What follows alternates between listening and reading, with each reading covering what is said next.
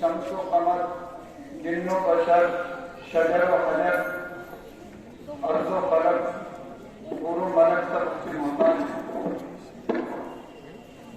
عربی زبان کی ایک مثل مشہور ہے، کلام الملوک کی ملوک الکلام، بادشاہوں کا کلام کلاموں کا بادشاہ ہوا کرتا ہے۔